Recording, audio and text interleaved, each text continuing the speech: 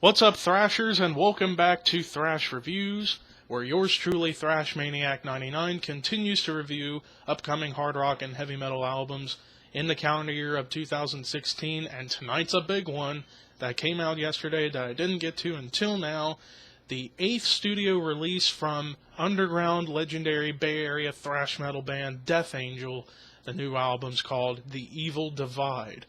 Death Angel is an underground legendary thrash metal band that formed back in 1982 and were around in thrash metal's heyday back in the 80s in that Bay Area scene, along with classic bands such as Metallica, Testament, Exodus, Violence, Forbidden, Possessed, Heathen, Blind Illusion, among many others that came out in the Bay Area during thrash metal's heyday and was part of arguably the best thrash metal scene in the world. But Germany's scene was pretty high up there as well.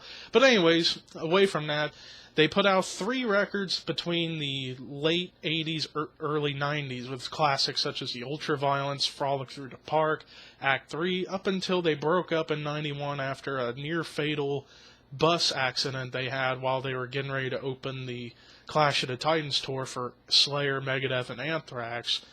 They took a 10-year hiatus, came back in 2001, and since then they've released 5 studio albums since then, and this is their 8th in total. Let's take a look and see what this band brought us this time around.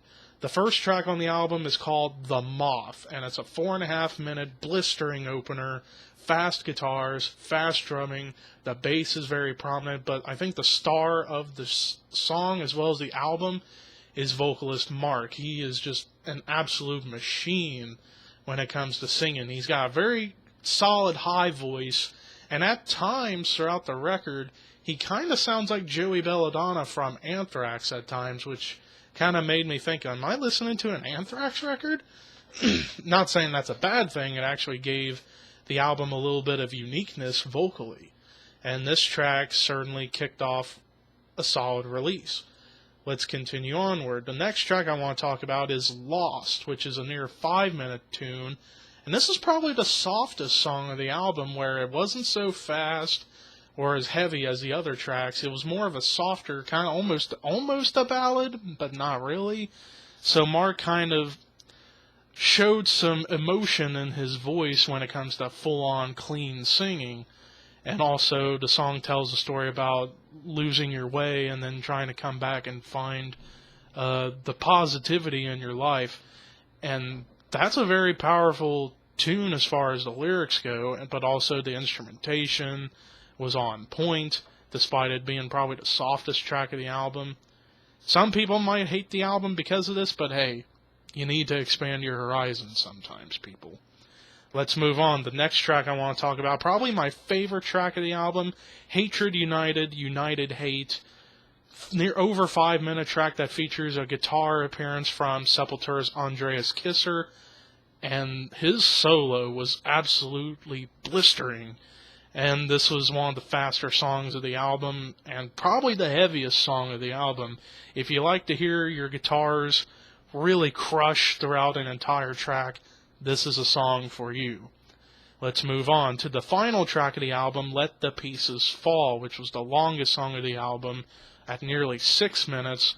Kind of continues that theme from the track I talked about previous.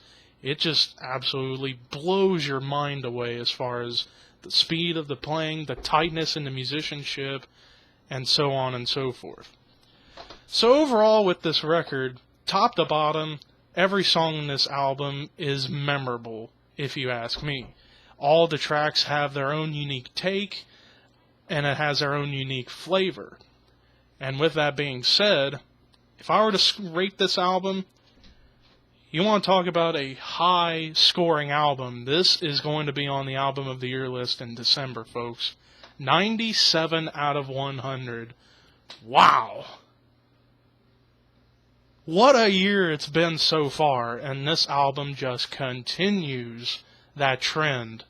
So far, this has been the year for thrash metal and prog metal, and this one, if I listen to it along with Vector's album, side to side, one more time and really try to decide which is the best, We have to wait until December to really find out. Right now, this would be number 2 on the Album of the Year list, behind Vector's Terminal Redux. But what did you guys out there think about The Evil Divide by Death Angel? Let me know in the comments below what you think.